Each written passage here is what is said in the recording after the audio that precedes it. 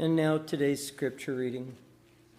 We're reading from Acts 2, verses 1 through 14 in the new RSV. When the day of Pentecost had come, they were all together in one place. And suddenly from heaven there came a sound like the rush of a violent wind, and it filled the entire house where they were sitting. Divided tongues as of fire appeared among them, and a tongue rested on each of them. All of them were filled with the Holy Spirit and began to speak in other languages, as the Spirit gave them the ability. Now there were devout Jews from every people under heaven living in Jerusalem. And at this sound the crowd gathered and was bewildered, because each one heard them speaking in the native language of each. Amazed and astonished, they asked, "Are not all of these who are speaking Galileans? And how is it that we hear, each of us, in our own native language? Parthians, Medes, Elamites, and residents of Mesopotamia, Judea, Cappadocia, Pontus, and Asia, Phrygia, Pamphylia, Egypt, and the parts of Libya belonging to Cyrene, and visitors from Rome, both Jews and proselytes, Cretans and Arabs. In our own languages we hear them speaking about God's deeds of power." All were amazed and perplexed, saying to one another, "What does this mean?" The others sneered and said, "They are filled with new wine." But Peter, standing among the 11, raised his voice and addressed them. "Fellow Jews and all who live in Jerusalem, let this be known to you, and listen to what I say. Indeed, these are not drunk, as you suppose, but it is only 9 o'clock in the morning." This is the word of God. Thanks be to God.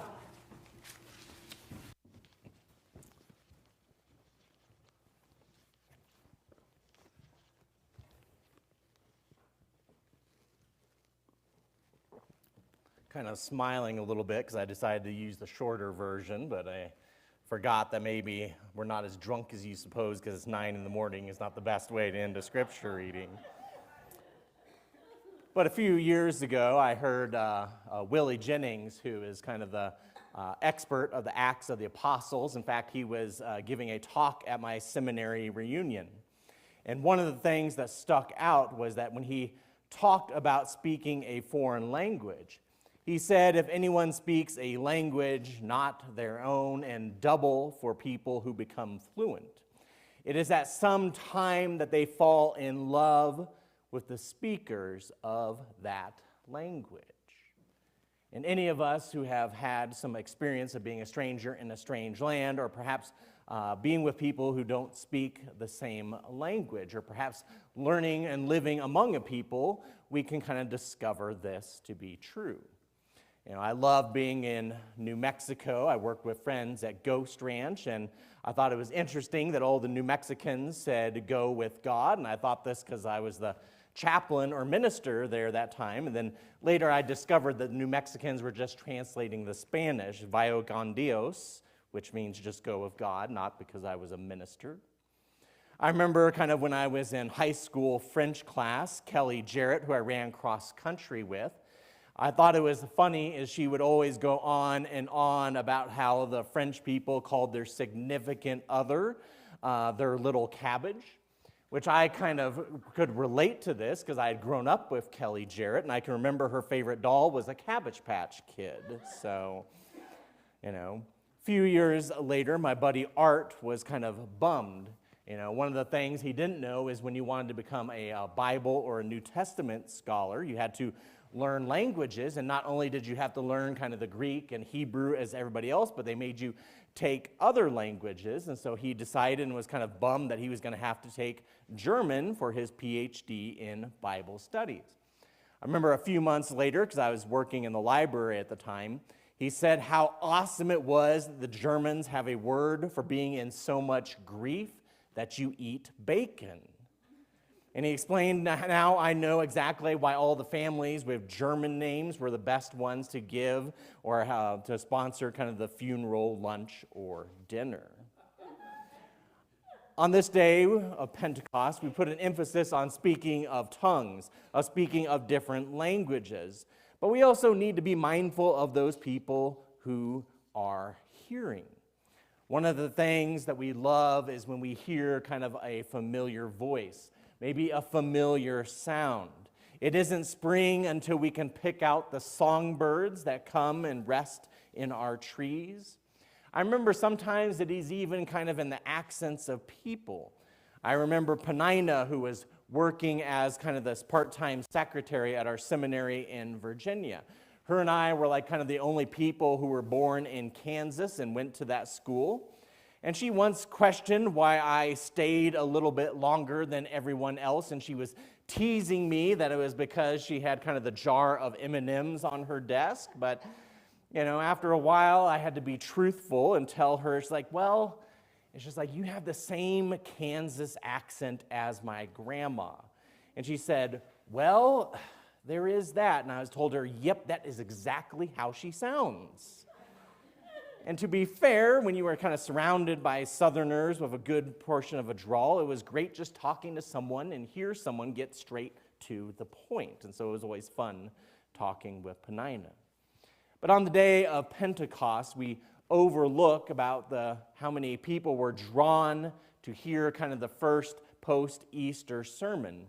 And they were drawn to it because they heard a familiar rhythm, a familiar word, maybe a familiar tone of voice. They weren't expecting to hear the words of home in such a far-off place. In Pentecost, we have the people, it's a Jewish celebration, a Jewish feast. It's kind of the first harvest. And it's also, if you are coming from a land with many different politics, it's easy to say, well, I'm going back to the home place because it is a harvest festival, rather than saying you're going back for Passover. When you're talking to the Roman border guards, you don't want to say, oh, I'm going back to, celebrate that time we, beat Pharaoh. And they ask, who's Pharaoh? It's like, well, he's kind of like the emperor. And then you have to explain why you are going to kind of a treasonous meeting. Whereas Pentecost, since it was just a harvest festival, everybody from around the Roman world and the world at large, even from Mesopotamia, could come. But what was also interesting that day is the way that the Spirit manifests itself. They heard the accents, the influence, the words of home, and they didn't really expect that. Sometimes God would just be there in silence. If you kind of remember what we talked about in Lent, where Elijah was on the mountain and God didn't say a thing. Perhaps if we love the Christmas season, we love it because the angels are singing. Especially in the Gospel of Luke, it is basically a musical for the first 2 chapters. But what was interesting is the Spirit that day brought the languages that people loved and united the people by hearing them. In Presbyterian liturgy, one of the phrases sometimes we use during the prayer of illumination is listen to what the Spirit is saying to the church. It is something dramatic if you know it comes and it is quoting Revelation. But at this time, it is also important for the church to start using its voice and speak languages that sound familiar to people in this unfamiliar and chaotic time. Listen to what the Spirit is speaking to the church. In fact, a few years ago, at the same kind of seminary reunion, not the one with Willie Jennings, but there was a Southern Presbyterian preacher. He was also a seminary teacher called Tom Long. And he used this concept when we were talking about what voices that kind of the mainline churches and evangelical churches are using today. And he was encouraging us to use the voice of enchantment, which enchantment is kind of one of these phrases that comes in and out of popularity. It's come back into popularity in about the last year and a half. And people are kind of, after the pandemic, there's kind of people trying to describe what is going on, that people are getting more interested in faith, being more interested in religious communities. And one of the things they're saying is just like, well, it's almost like people are becoming enchanted once again. Now, as Christians, we are people of Pentecost, and especially that Pentecost morning. we're kind of enchanted by how God works, how the Spirit works. And it's interesting, especially that day, that it used through kind of the gift of language, of being able for other people to understand each other when they should not have been able to understand each other. You know, this week, unfortunately, I have been thinking about seminary too much. Sorry for that.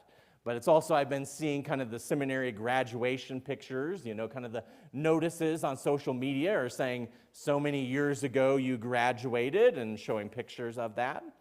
But I also was reminded, especially of a story about my friend Art, the one who was exceptionally glad that he learned German. And every other year at our seminary, we go to West Africa. We go to the nation of Ghana, to the Presbyterian Church of Ghana, and the Evangelical Presbyterian Church of Ghana. And my friend Art and I were on that travel seminar. We were on the village, which is kind of the border of Ghana, and the next nation over was a nation called Togo. And Togo was kind of this military dictatorship, so if you got on the wrong side of the military or those who were in power and you needed to get out of town, you just ran over to Ghana.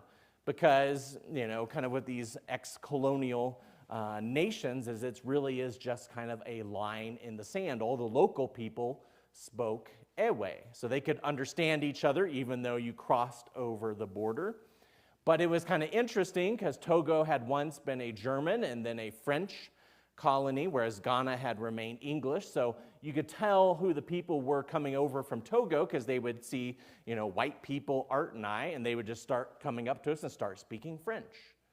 And then, you know, you could tell who the Ghanaians were because they would walk up to you and they'd start speaking English, you know, because they kind of had in their mind, okay, a white person, they'll either understand French if they're from Togo, or they'll understand English if they're from Ghana. And so it was interesting because we were sitting there and we got to kind of tour the whole village, and, you know, we were kind of a little bit of a field trip. You know, the kids would come over and walk up and like call us a brony and stuff, or they called us Yinda or whatever, and we'd say like, you know, what the heck does that mean? She's like, oh, that just means white person. And so evidently we were kind of, you know, an attraction for the kids that January. So we went back to where we were staying in the house of a local church elder, and we were sitting there, and one of the guys came up, and he found out he was the cook. And he was a refugee, and so being a refugee from Togo, once again, he saw that we were kind of white folk, and he goes up to Art, and he starts saying, what do you want to eat in French? And I saw that Art didn't respond, because evidently Art did not take French in high school like I did. So I finally asked Art, and he was just like, okay, what do you want for dinner? And then I spoke French to the cook, and kind of figured out, we got our dinner orders. And Art kind of sat there and was amazed, and it's like, you could really understand what he said? And he's like, and I'm like, yes, both of us are so horrible at speaking French, we could actually understand each other. Because, you know, I say we put in orders, but he basically say, what food want tonight? And I say, we want chicken night this day, cook. But, you know, we could kind of figure out what we wanted. And I remember kind of Art staring in silence. He kind of looked in awe as kind of these two people from very different backgrounds could understand each other. And it may have been that way at Pentecost when, you know, you were sitting there and somebody you had known for quite a while just starts speaking in a different language and somebody else can understand them. And, you know, on the day of Pentecost, they're talking about the great deeds of what God is doing and what is going on, but there's still kind of that sense of amazement, that enchantment that, you know, is like you can actually understand what someone from a far-off land is saying. Now, I think Art had maybe just a little bit of that wonder, but he kind of snapped out of a little bit, and it kind of happened in the rest of the conversation, he said. And he said, well, hey, John, why do they have this chicken tied up over there? And I go, you know, Art, that chicken is not an escape artist. That's going to be dinner in about 2 hours. And he just kind of sat there and was just like a little bit perplexed at that as well. But in this age, I think it's important that the church seek to find a language of enchantment that speaks to what people of this day are feeling. And I think we need to do this because we aren't seeing it in society at large. You know, one of the movements, and especially the last couple days after it's been raining, it's been great to be out and walking, and you kind of think about the environment, think about just like, oh yeah, I remember why I live here, and it's not to stay in why it's raining, but to see the mountains. And it's been interesting over kind of the last few years of kind of people talking about climate, seeing kind of the activism behind it. It was interesting because I'm getting the age where I can remember where former politicians would do it, and then you had kind of science people in kind of lab coats. Then you had kind of the innocent teenagers kind of shaming or yelling at people at the UN. And then it's interesting to see kind of another stage as kind of you see people that are kind of doing more disruption, whether it is kind of gluing themselves in art museums or getting out in the road. And it's interesting because I see kind of as I go on in years and years that the media is paying less attention, and kind of in some ways we need to figure out what is going on. But ironically, this last winter I kind of jotted this down when I ran into it. What I thought was interesting is when, kind of the media was talking about cheap fakes or disinformation. In the midst of this, there was kind of a lighthearted thing. There was this group trip that went to the South Pole. And it's interesting because in the South Pole in winter, the sun is up for 24 hours. And so they had this all-expense-paid trip, oddly enough, for YouTubers, specifically flat earth YouTubers. And it was interesting because they're sitting there in this monument with all the flags on the South Pole, with all the nations that border it. And they had brought people from Africa, from Asia, from Europe, from North and South America, and the folks stayed there for 24 hours. They watched the sun. The sun never set and went around in a circle, and they kind of showed these kind of flat earth folks that the world is in fact not flat. They're in a space where literally, they can watch the sun go around. In addition, I thought it was interesting that kind of some of these South Pole base camp workers were kind of showing pictures, and kind of like as we see pictures like on our social media of anniversary, they're showing kind of pictures of how much the climate had changed in the 50 years, how much snow there used to be on the mountains, how little there was now. And I thought it was funny because it was on just like kind of less of the kind of the corporate media, but kind of in the little areas of YouTube where you can find it on podcasts like Joe Rogan or Neil deGrasse Tyson or some of these other folks. And they were kind of finding and talking about how people were kind of converting the flat earthers to kind of the roundness of the earth. And I think it was kind of interesting because you could kind of see that people were getting a little bit enchanted about God's good creation. If you bring somebody to the South Pole, you just have to be amazed at this very unique place. And it was interesting as people were kind of, getting this and bringing it to their attention. And it was interesting to see that also some of these people just did not have words for what was going on. And it was interesting because after this, kind of the before and after part of that trip, is you could see people as they could wax poetically why they and others should care for creation. Now, as Christians, we are stewards of the earth, and we believe it is in our care, and sometimes we should be enchanted that God gave us or decided that we should look after the works that God proclaimed good. And it's interesting because I think that is kind of one of those entryways into the larger world of faith. You can sit there and look at something as beautiful and you can say, well, no human made this, so there must be something larger than just us humans. And I think it is also especially important in kind of this portion of life because it seems like as a people we are being disenchanted with our modern way of life. And I don't mean just working 9 to 5 or just kind of the way that we work with each other or work in other ways. But it's interesting to see how people can get passionate about things. In fact, once again, I will use another YouTube example and talk about my trips on vacation. One of the things I thought was interesting is as I'm running into seeing my brother for the first time in 4 months, some of my high school buddies for the first time in about 8 or 9 months. And one of the things that we kind of talked about was kind of what our YouTube shows were. It's interesting because this tends to track kind of male, it's just like it's all my guy friends. I talked to my brother and he's just like, well, what's going on in your life? And he's just like, well, I'm getting this podcast where we, paint miniatures for a board game. And so, he talks about kind of his board game. He gets really into it, and I'm wondering, how are we from the same person? It's just like we are brothers. I am not into these board games as much as you are.